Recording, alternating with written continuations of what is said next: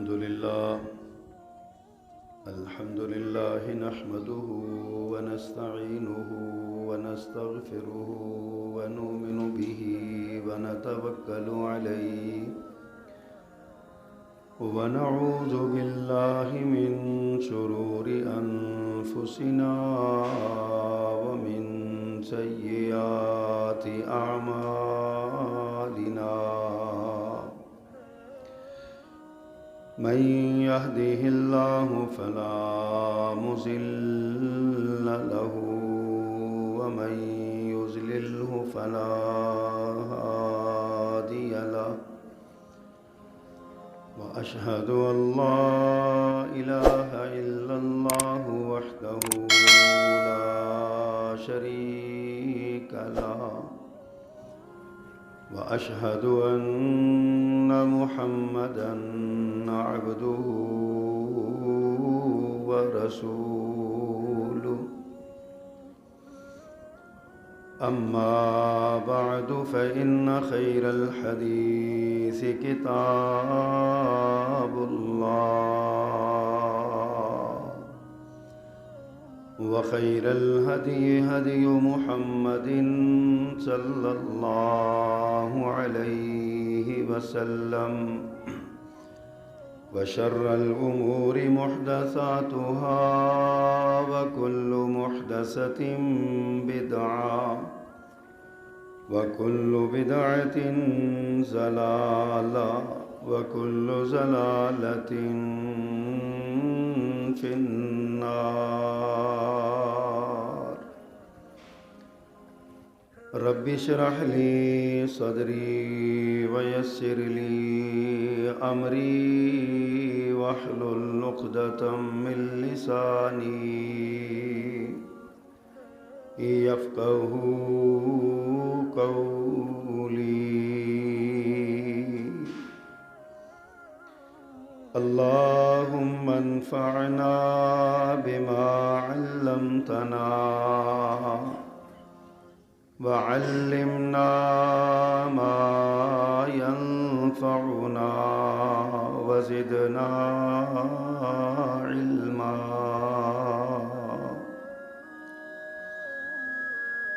أما بعد فأعوذ بالله السميع العليم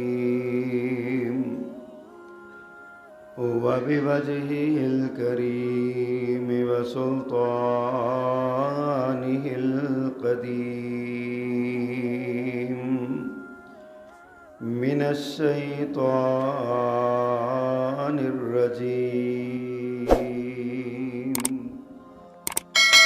من همزه ونفخه ونفثه بسم الله الرحمن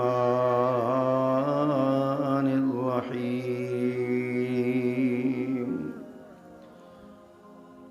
سبحان الذي أسرى بعبده ليلا من المسجد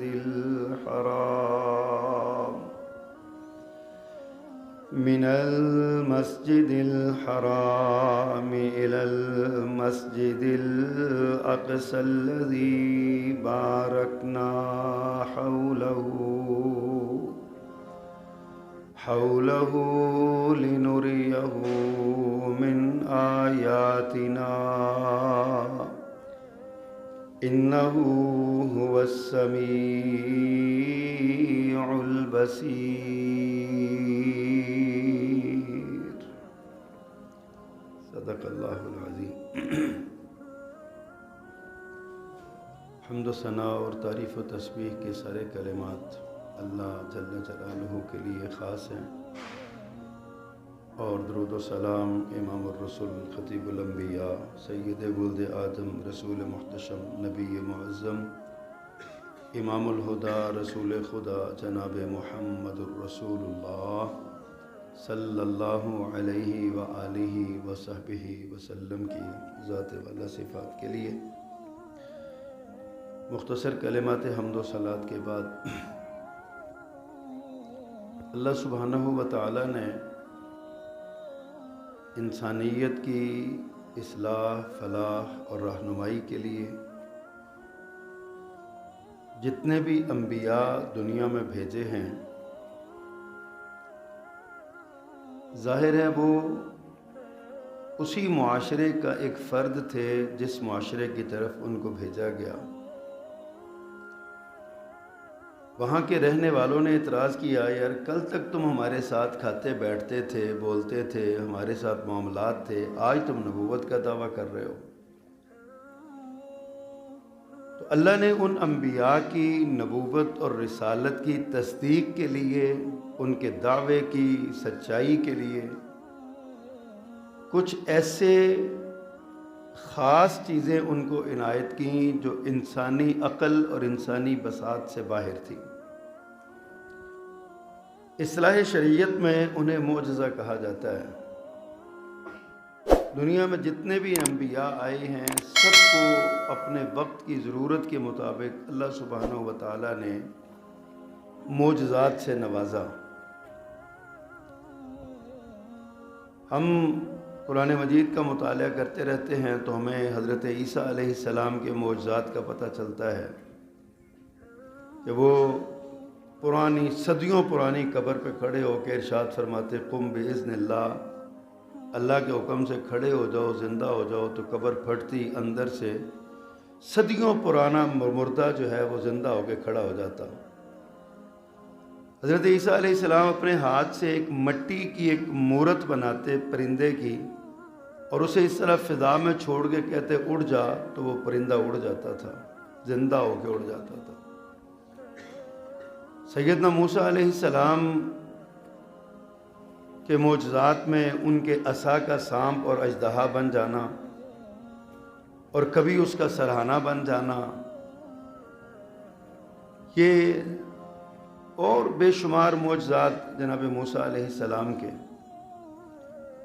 الغرض ہر ایک کو اللہ سبحانہ و تعالیٰ نے ان کی نبوت کی دلیل کے لیے، نبوت اور رسالت کے ثبوت کے لیے معجزات دیے۔ نبی کریم صلی اللہ علیہ وسلم جب مبعوث ہوئے، دنیا میں تشریف لائے، تو اللہ نے آپ کو بھی بہت سے معجزات سے نوازا۔ آپ نے اپنی انگلیاں ایک لوٹے میں ڈالیں تو انگلیوں میں 5 پانی کے چشمے جاری ہو گئے۔ نبی کریم صلی اللہ علیہ وسلم نے 3 یا 4 افراد کے کھانے میں اپنا لعاب دہن ڈالا تو اس کی برکت سے 1400 کے قریب صحابہ کرام نے وہ 2-3 آدمیوں کا کھانا 1400 صحابہ کرام نے کھا لیا، اور ہنڈیاں ابھی بھی اس میں کمی نہیں آئی۔ اسی طرح ابو جہل آپ کے پاس آیا، ہاتھ میں بند مٹھی بند ہے، اور پوچھا ہے محمد صلی اللہ علیہ وسلم بتاؤ میری مٹھی میں کیا ہے؟ تو آپ نے ارشاد فرمایا میں بتاؤں یا مٹھی میں جو چیز ہے وہی بتا دے؟ تو اس نے کہا یہ تو کمال ہو جائے گا اگر مٹھی والی چیز بتا دے۔ تو پیارے پیغمبر نے حکم دیا تو مٹھی میں سے موجود کنکریوں نے کلمہ طیبہ، کلمہ شہادت پڑھ کے آپ کی نبوت کی گواہی دی۔ اسی طرح نبی محترم صلی اللہ علیہ وسلم کے معجزات میں 2 بڑے معجزے، ایک آپ کا چاند کو 2 ٹکڑے کرنا آپ کے ہاتھوں سے ہونا، شق القمر کا معجزہ۔ آپ نے انگلی کا اشارہ ایسے کر کے کیا تو چاند 2 ٹکڑے درمیان میں سے ہو کے آدھا ادھر گر گیا اور آدھا ادھر گر گیا، پھر اللہ سبحانہ و تعالیٰ نے اس کو اکٹھا کیا۔ اور اسی طرح ایک معجزہ رسول کریم صلی اللہ علیہ وسلم کا سفر معراج ہے۔ اب ہم اگر سفر معراج پہ بات کریں تو انسانی عقل میں کچھ بھی نہیں آتا۔ رات کے ایک حصے میں، ساری رات میں بھی نہیں، ایک حصے میں چند لمحوں کے اندر حرم پاک سے بیت المقدس جانا اور وہاں سے 7 آسمانوں کی سیر کرنا، سدرۃ المنتہا تک پہنچنا، اللہ سے ملاقات کرنا، جنت اور دوزخ کے مشاہدے کرنا، اور رات باقی ہو کے پلٹ کے واپس اپنے بستر پہ بھی آ جانا۔ اب یہ انسانی عقل، بعض مفسرین تو کہتے ہیں کہ جتنی دیر مجھے یہ بات کرتے ہوئے لگی ہے نا، اتنا بھی ٹائم نہیں لگا تھا۔ اب بندہ سوچتا ہے کہ یہ کیسے ممکن ہے؟ یہی اصل میں بندے کا امتحان ہے۔ ہم نے سفر معراج کو بھی ایک کھیل تماشا سمجھ لیا، سفر معراج کو بھی ہم نے بس سمجھا کہ ایک ہمارے لیے کوئی کھانے پینے کا ذریعہ ہے، اور ہمارے لیے جو ہے نا وہ جشن کا ایک سما ہے۔ اس کے اسباب جو ہیں وہ نہیں ہم سمجھتے۔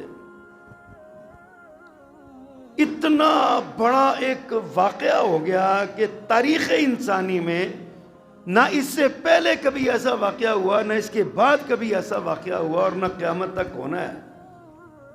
اتنا عظیم الشان واقعہ، ہم اس پہ غور تو کریں ذرا۔ لیکن کیسی مزے کی بات ہے، واقعہ ہو گیا، اس واقعے کی تاریخ محفوظ نہیں ہے، کب ہوا یہ کوئی پتہ نہیں۔ نبوت ملنے کے 10 سال بعد بھی ہوا، کئی کہتے ہیں 6 سال بعد ہوا، کئی کہتے ہیں 3 سال بعد ہوا۔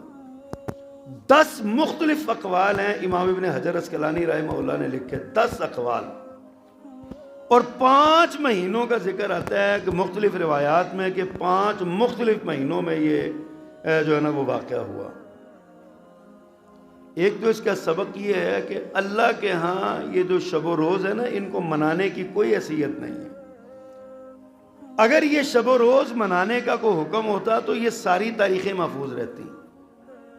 نبی کریم صلی اللہ علیہ وسلم کی پیدائش کی تاریخ محفوظ نہیں ہے، دنیا میں آنے والے کسی بھی نبی کی تاریخ پیدائش، تاریخ وفات محفوظ نہیں ہے، اختلاف کیا گیا اس میں۔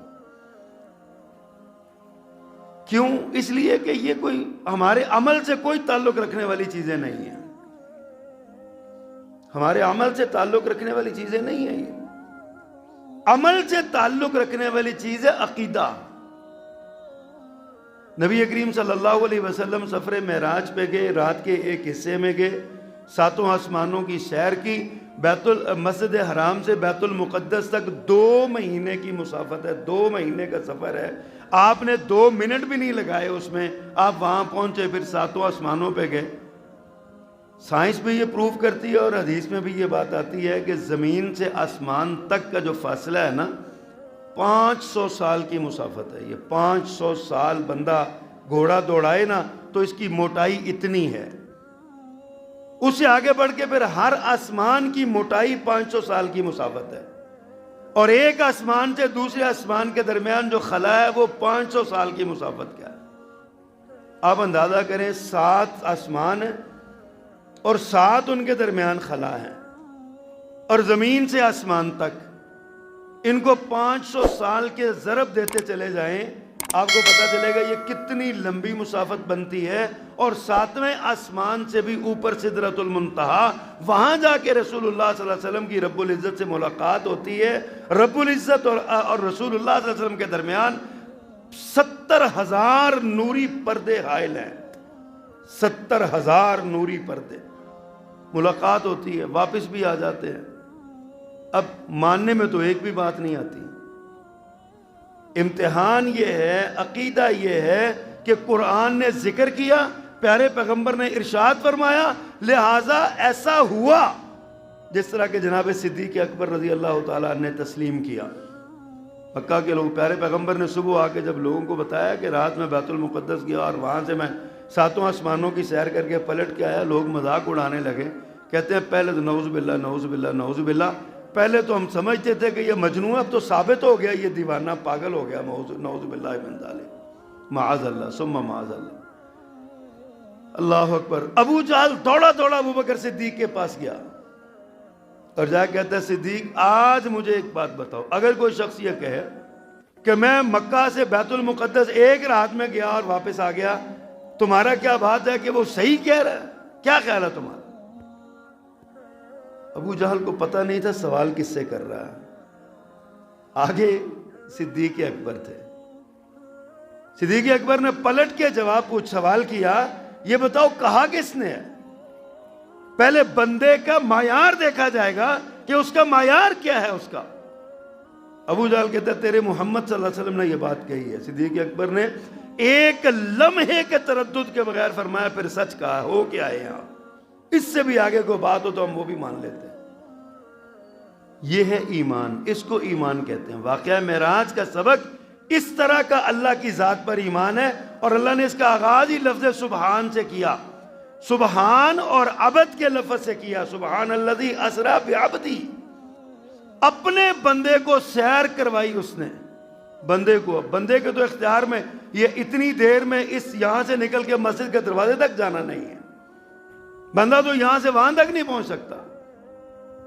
چاہے جائے کہ رات کے ایک حصے میں آسمانوں سے بھی ہو کے آ جائے.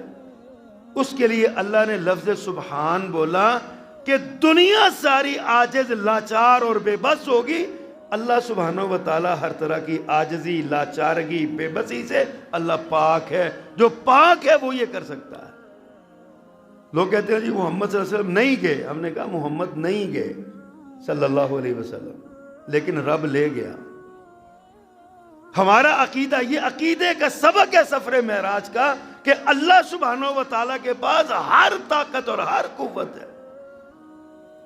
یہ ایک لمحہ تو بڑی بات ہے نا، اللہ تو اس سے بھی پہلے لے جا سکتا ہے. یہ اللہ کی ذات ہے نا. اللہ سبحانہ و تعالیٰ کی طاقت اور اس کی قوت کا اندازہ نہیں ہے.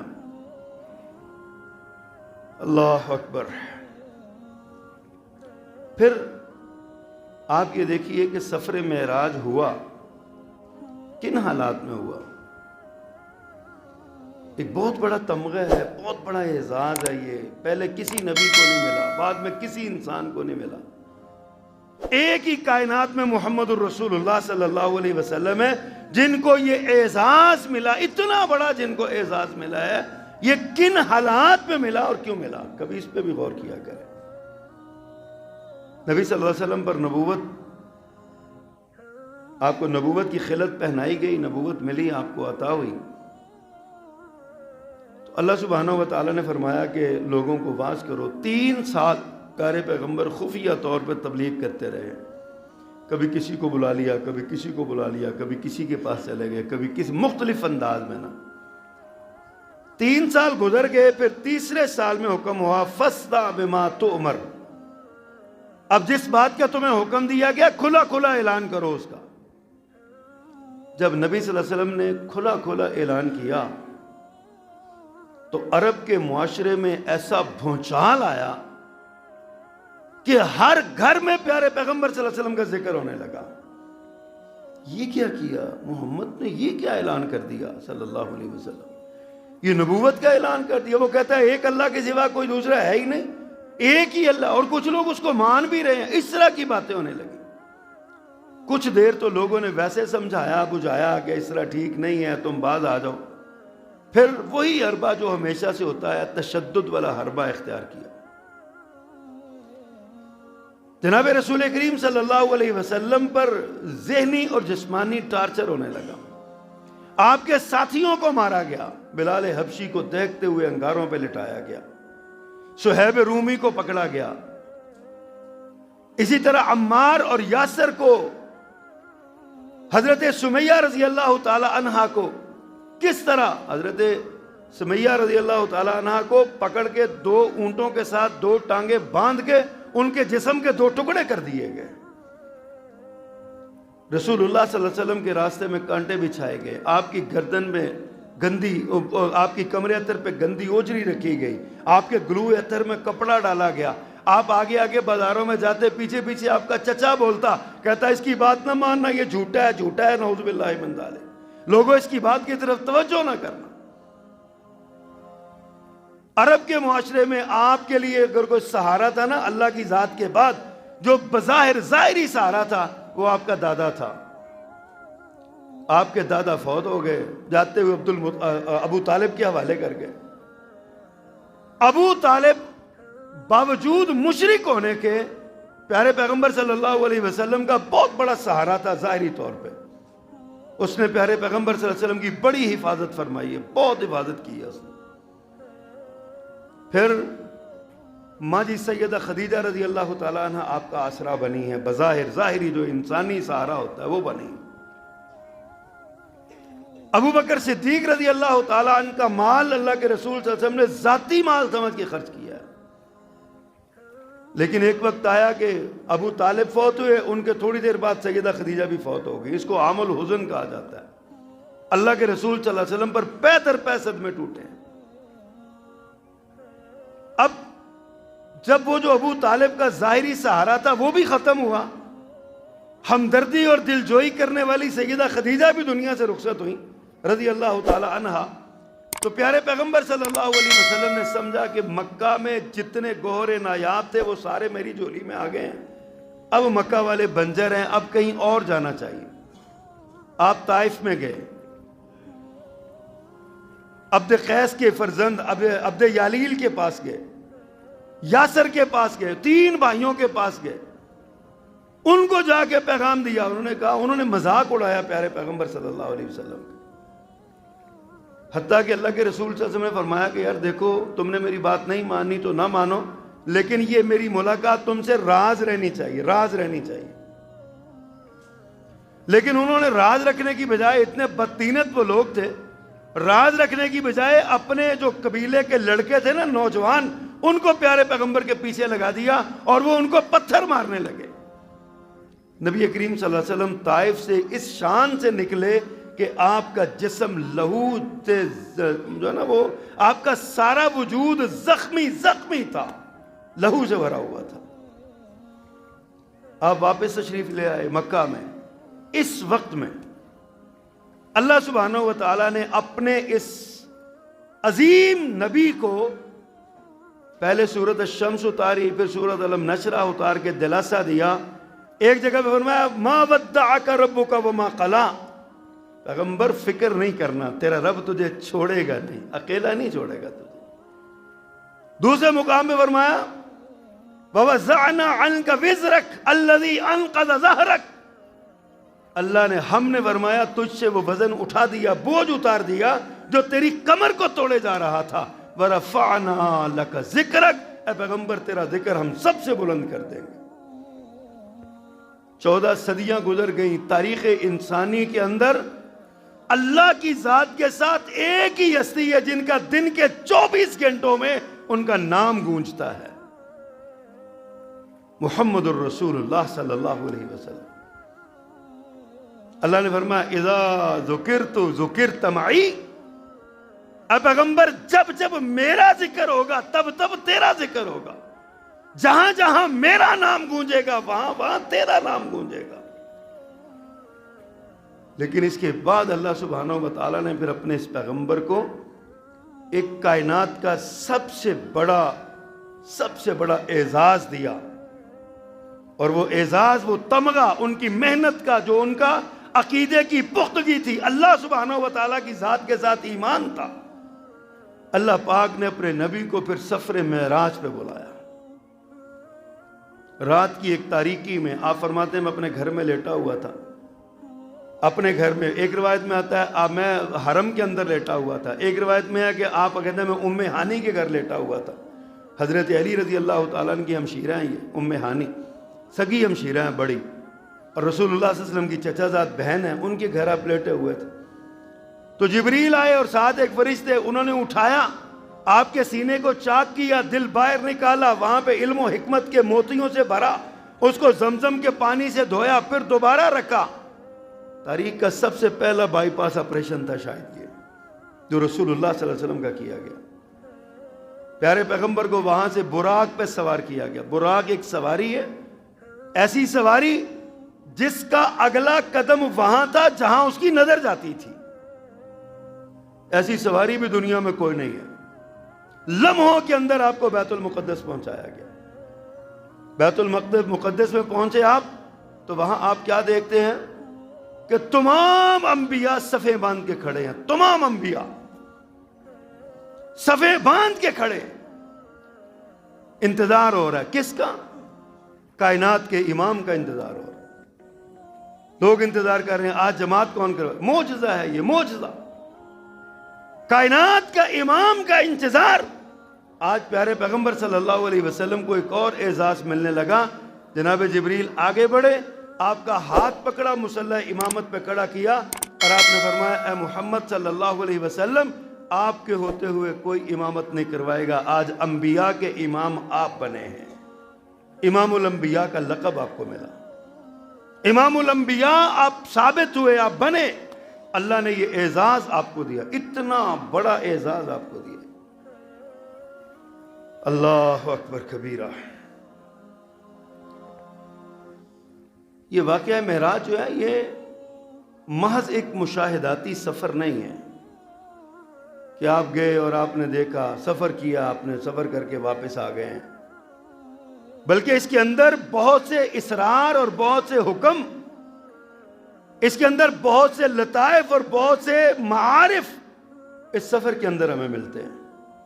اللہ نے فرمایا نا سبحان الذی اسری بعبدہ لیلا من المسجد الحرام الی المسجد الاقصی الذی بارکنا حولہ لنریہ من آیاتنا۔ فرمایا وہ مسجد اقصی جس کے گرد و نواح کو مبارک کیا گیا، لنریہ من آیاتنا، یہ سفر اس لیے ہوا تاکہ اللہ ان کو اپنی نشانیاں دکھائے۔ حضرت ابراہیم علیہ السلام نے کہا تھا رب ارینی کیف تحیی الموتى، اللہ مجھے دکھا تو کیسے مردوں کو زندہ کرتا ہے۔ اللہ نے فرمایا قال اولم تؤمن، کیا تجھے یقین نہیں ہے؟ قال بلا ولکن لیطمئن قلبی، اللہ میں اپنے دل کا اطمینان چاہتا ہوں۔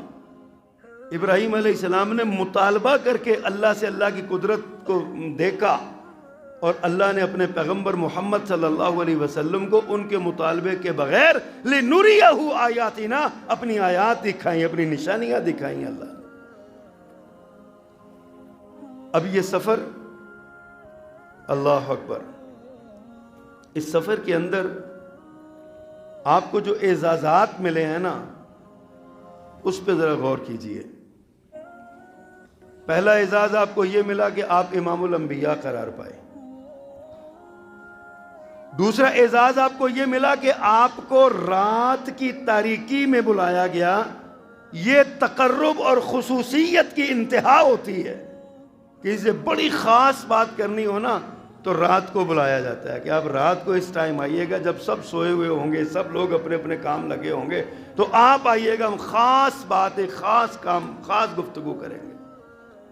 اللہ نے آپ کو یہ اعزاز بھی دیا۔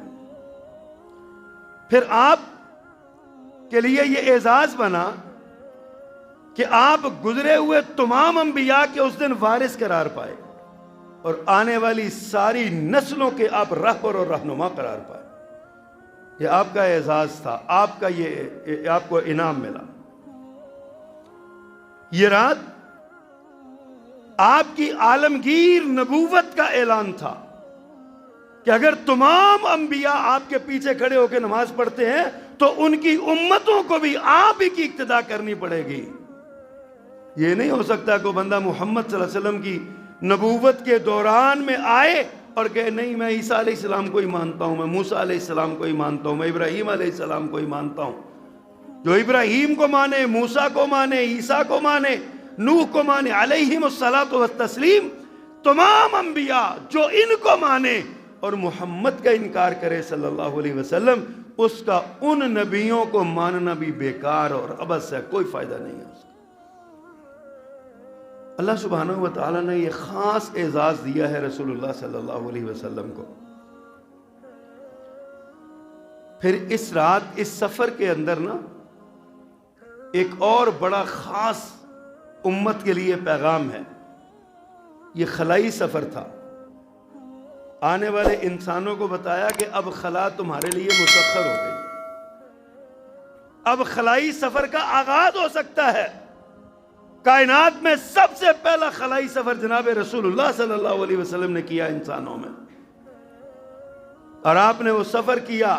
پیغام یہ ملا انسانوں محنت کرو، راستے ڈھونڈو، تلاش کرو، تمہارے لیے یہ دروازہ کھل گیا ہے، اب انسان جا سکتے ہیں، خلا میں جا سکتے ہو، یہ پیغام ملا اس میں۔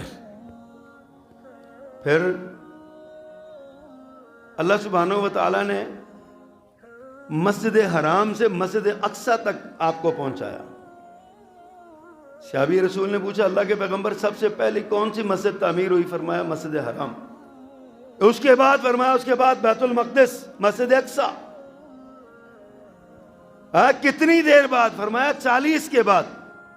اب 40 سال کہا یا 40 صدیاں کہا یا 40 مہینے کا، یہ نہیں پتا۔ 40 کے بعد، 40 سال عموماً محدث مفسرین نے لکھا، 40 سال کے بعد بیت الحرام کے بعد، مسجد حرام کے بعد مسجد اقصی بنائی گئی۔ اب اس مسجد اقصی کی اہمیت اس کے اندر بیان ہوئی ہے۔ امت مسلمہ کے لوگوں، مسجد اقصی سے صرف نظر نہ کرنا، یہ تمہارا قبلہ اول بھی ہے، اور مسجد حرام کے بعد دوسری مسجد بھی ہے روئے زمین پر۔ تمہیں اس مسجد کی تعمیر کے لیے، اس مسجد کی حفاظت کے لیے تمہیں اپنے تن من دھن جان تک قربان کرنی ہوگی۔ آج مسجد اقصی غلامی میں جکڑی ہوئی ہے، زنجیروں میں، غلامی کی زنجیروں میں جکڑی ہوئی ہے، اور امت مسلمہ بے حس و بے حرکت ہو کے بیٹھی ہوئی ہے۔ یہ میرے پیغمبر صلی اللہ علیہ وسلم کا، یہ آپ مسجد حرام سے چلے تو آپ کی منزل مسجد اقصی تھی، اس منزل کی حفاظت اس ساری امت کی ذمہ داری ہے۔ یہ پیغام ہے اس کے اندر، اس سفر کے اندر۔ اللہ اکبر۔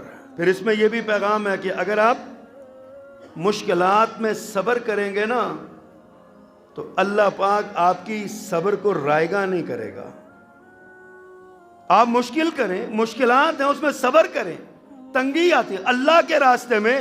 جب آپ دین کی دعوت لوگوں کو دیں گے تو یہ ہو ہی نہیں سکتا کوئی آپ کی ذات پہ کیچڑ نہ اچھالے، کوئی آپ کو نشانہ تان نہ بنائے، کوئی آپ کو گالی نہ دے۔ اگر محمد الرسول اللہ صلی اللہ علیہ وسلم محفوظ نہیں ہے تو میری اور آپ کی کیا اوقات ہے؟ اگر ہماری دعوت پر بھی، ہمارے دعوت توحید دینے پر بھی لوگ نشانہ طنز نہیں نہ بناتے تو پھر ہمیں دعوت توحید، اپنی دعوت پہ غور کرنا چاہیے کہ کمی نہ رہ گئی ہو، کمی نہ رہ گئی ہو۔ یہ پیغام ہے سفر معراج کا، مشکلات میں صبر کرو۔ اللہ سبحانہ و تعالیٰ جتنا بڑا صبر کرو گے اتنا بڑا اعزاز اللہ نصیب کریں گے۔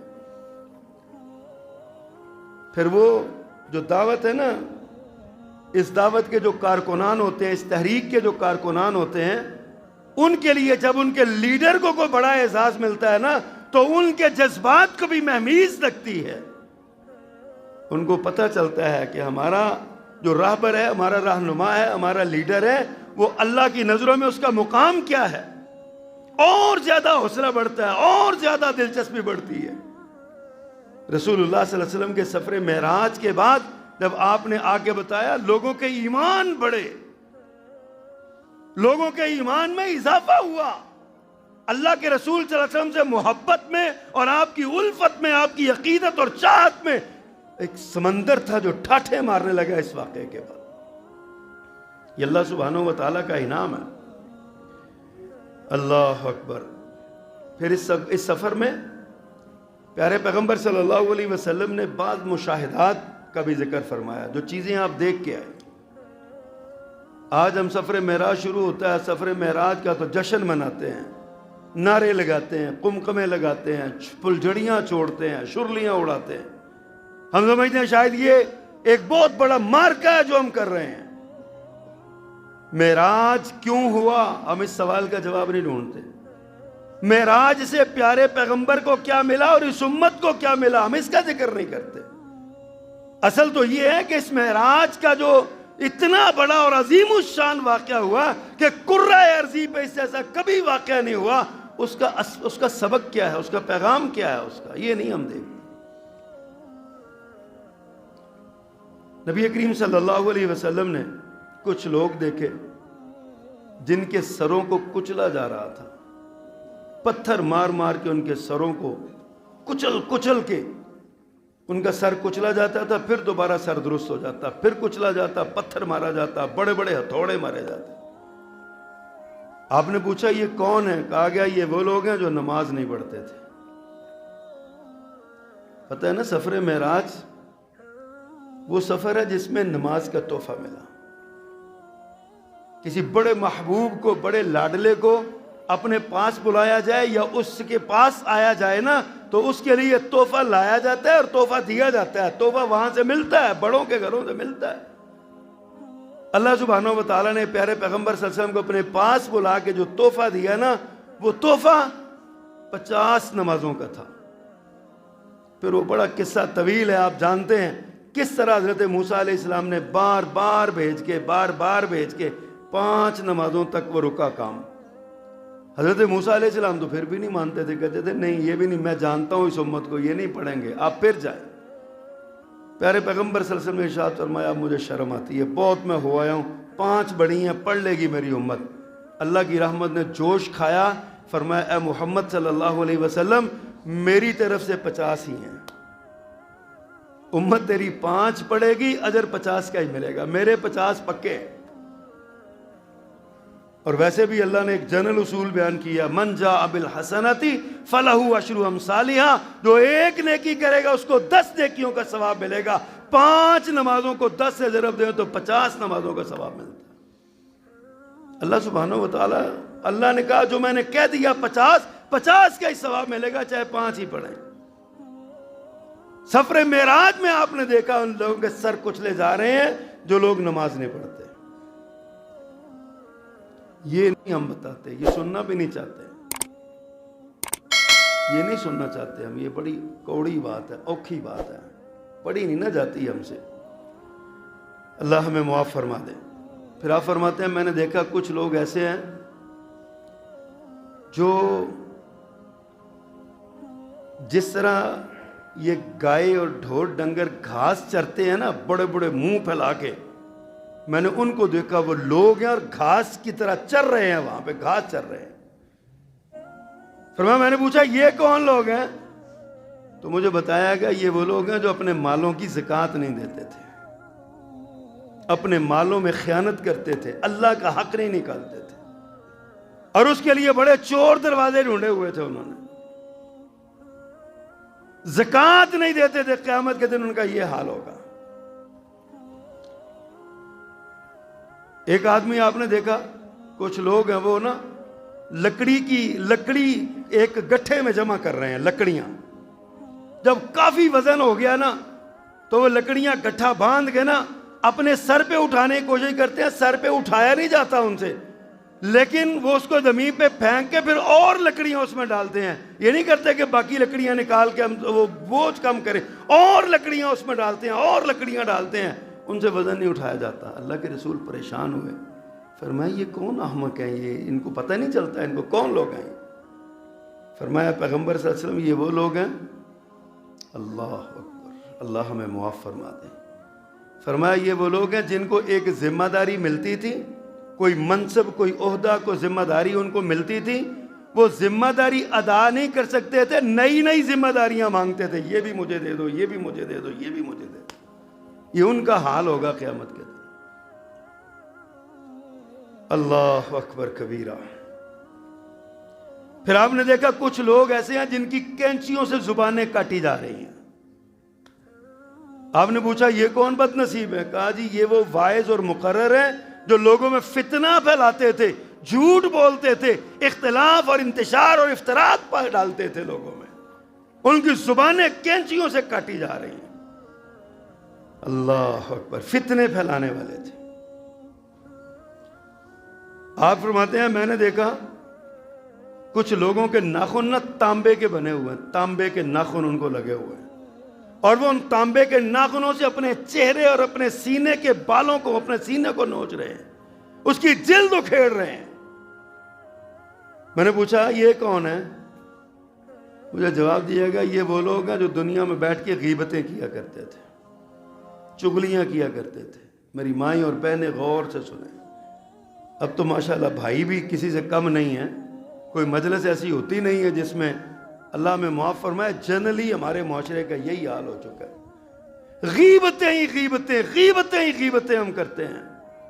میرے آقا نے فرمایا میں نے معراج میں، اسی لیے ہمیں مولوی معراج کے یہ اسباق نہیں سناتے، کیونکہ کرنا جو وہی کچھ ہوتا ہے۔ وہ کہتے ہیں یہ باتیں نہ بتاؤ، بس جشن مناؤ، شرلیاں چلاؤ، پٹاخے چلاؤ، یہی کافی ہے۔ فرمایا غیبتیں کرنے والے کو تانبوں کے ناخن لگائے گئے اور وہ اپنا جسم اور اپنا منہ اور اپنا سینہ نوچ رہے ہیں ان کے ساتھ۔ اللہ اکبر کبیرہ۔ پھر آپ نے کچھ لوگ دیکھے ان کے ہونٹ نہ اونٹوں کے ہونٹوں جیسے بنائے گئے ہیں، اور وہ اپنے ہاتھوں سے انگارے پکڑ پکڑ کے اس پہ رکھ رہے ہیں، انگارے پکڑ پکڑ کے رکھ رہے ہیں اس پہ۔ پوچھا یہ کون ہے؟ تو آپ کو بتایا گیا یہ وہ لوگ ہیں جو یتیموں کا مال کھاتے تھے، یتیموں کا ناجائز مال جو کھاتے تھے، ان کو یہ سزا مل رہی ہے۔ اسی طرح کچھ لوگ آپ نے دیکھا کہ اوندے منہ لیٹے ہوئے ہیں اور ان کے پیٹ جو ہے نا وہ سانپوں اور بچھوؤں سے بھرے ہوئے ہیں۔ فرماتے ہیں میں نے پوچھا یہ کون ہے؟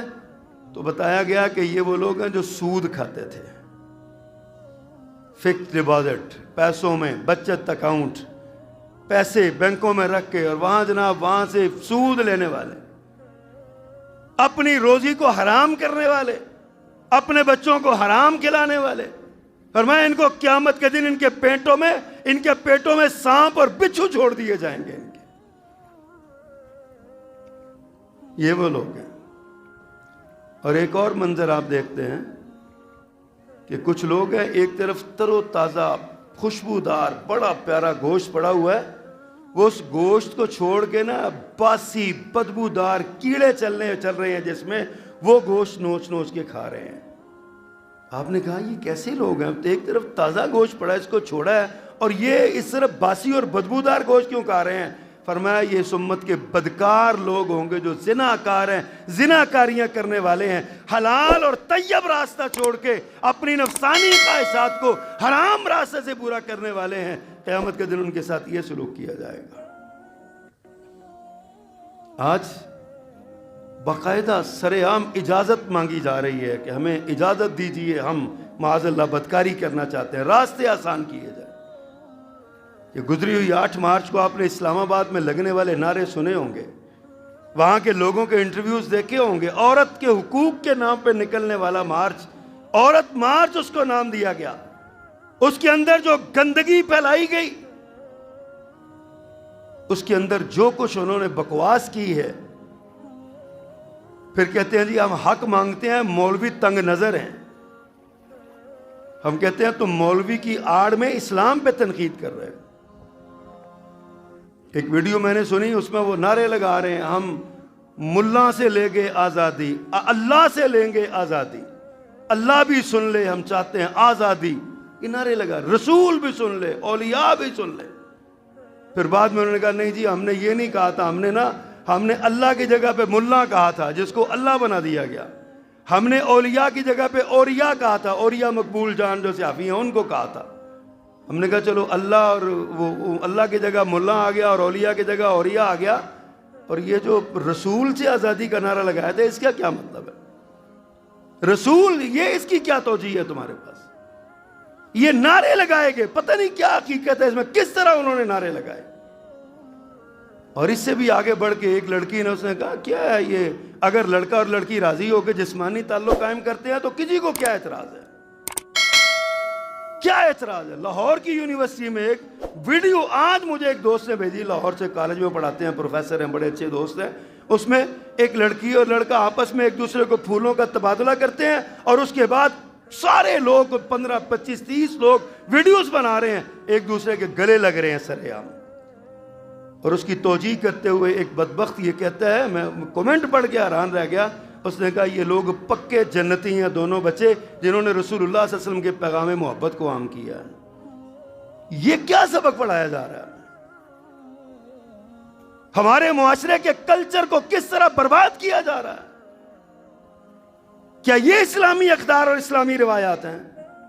ہم اپنے بچوں کو بھیجتے ہیں اسکولوں اور کالجوں میں، ہمیں پتہ ہے ہمارے بچے کیا کرتے ہیں۔ میں اکثر اس ممبر پہ کھڑا ہو کے یہ التجا آپ سے کرتا ہوں، خدا کے لیے اپنے بچوں کے تعلیمی ادارے کا انتخاب کرتے ہوئے کم از کم وہاں کے اساتذہ اور وہاں کے کلچر کو دیکھ لیا کریں کیا ہے۔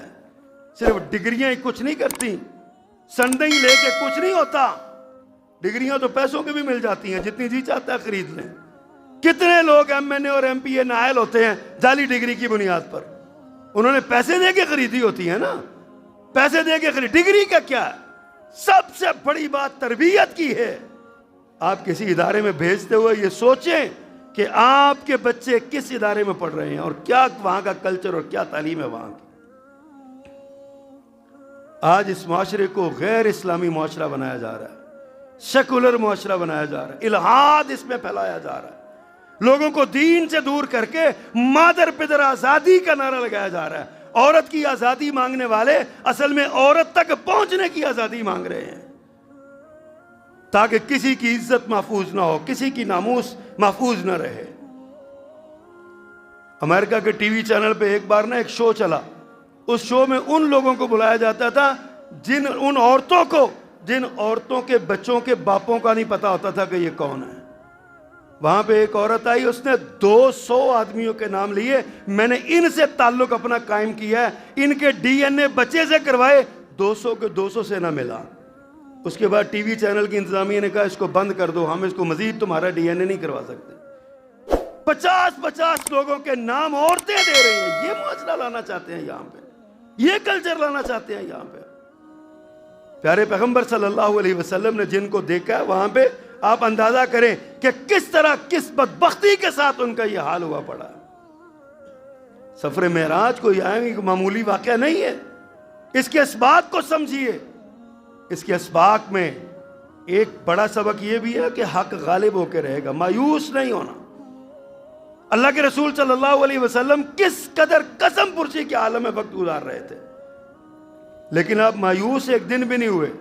آپ ہجرت کے لیے جب جا رہے تھے تو آپ کو سراقہ بن جاشم نے پکڑا، پھر جو ہوا سو ہوا، آپ جانتے ہیں۔ آپ نے اسے کیا کہا تھا؟ سراقہ اس وقت تیرا کیا حال ہوگا جب تیرے ہاتھ میں کسرا کے کنگن پہنائے جائیں گے۔ مکہ سے نکلے ہوئے باہر سرحد پہ کھڑے ہو کے رو رہے ہیں، مکہ تیرا تجھے چھوڑنے کو میرا جی نہیں چاہتا، لیکن تیرے رہنے والے مجھے رہنے نہیں دیتے یہاں پہ۔ بے بسی کا عالم ہے، لیکن سراقہ سے کہتے ہیں تیرا کیا عالم ہوگا، تیرے ہاتھ میں کسرا کے کنگن پہنائے جائیں گے۔ سراقہ کہتے ہیں من کسرا؟ کسرا کون؟ کس کسرا کی بات کر رہے ہیں آپ؟ کس کسرا کی؟ آج کو مولوی ممبر پہ کھڑا ہے کیا دینا ہم امریکہ کے صدر کو گرفتار کر کے لائیں گے، تو لوگ کہیں گے کون امریکہ، کس امریکہ کی بات کر رہا ہو؟ اسی طرح من کسرا، کسرا کون یا رسول اللہ صلی اللہ علیہ وسلم؟ آپ نے فرمایا کسرا فارس، اور کون؟ کسرا بن ہرمز۔ اور کس کی بات؟ ومن کسرا، اس کے علاوہ دوسرا کسرا کون ہے؟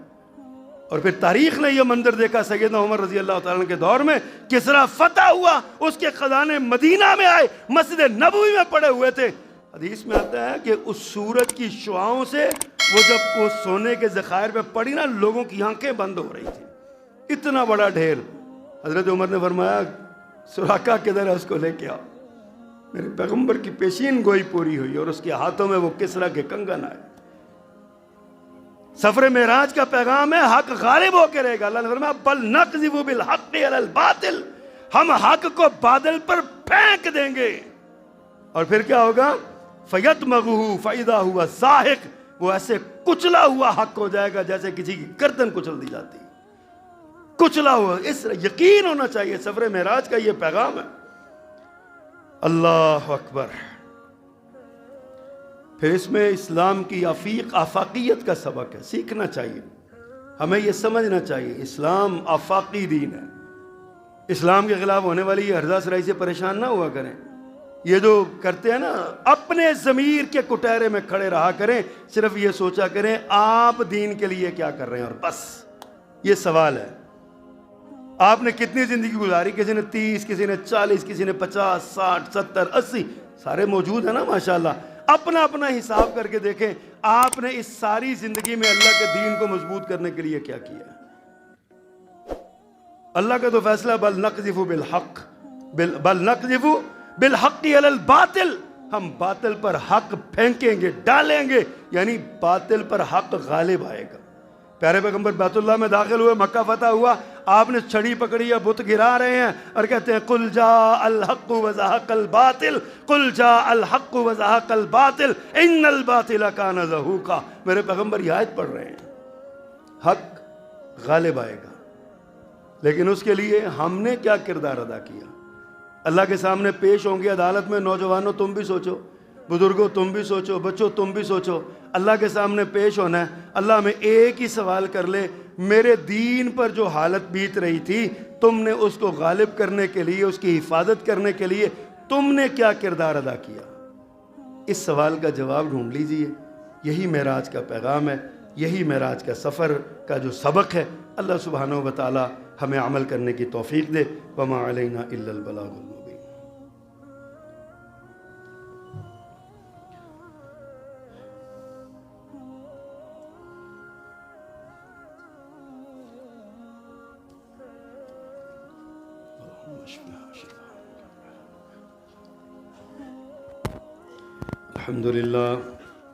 الحمد لله نحمده ونستعينه ونستغفره ونؤمن به ونتوكل عليه ونعوذ بالله من شرور أنفسنا ومن سيئات أعمالنا من يهده الله فلا مضل له ومن يضلل فلا هادي له أشهد أن لا إله إلا الله وحده لا شريك له وأشهد أن محمدا عبده ورسوله.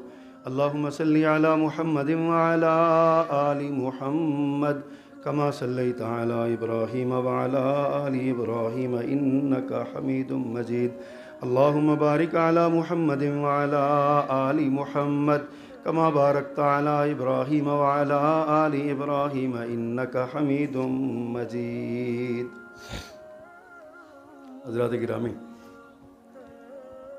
یوم خواتین کے موقع پر خواتین کے حقوق کے نام پر ہونے والی ہرزہ سرائیاں اور اسلام اور مسلمانوں کے خلاف جو بکواسات ہوئی ہیں، یہ دائرہ کار آہستہ آہستہ پھیلتا چلا جا رہا ہے. ابھی گزشتہ دنوں آپ کے شہر گوجرانوالہ میں ایک بڑی مارکی ہے جی ٹی روڈ پر، اس کے اندر میک اپ فیسٹیول کے نام سے ایک پروگرام کیا گیا.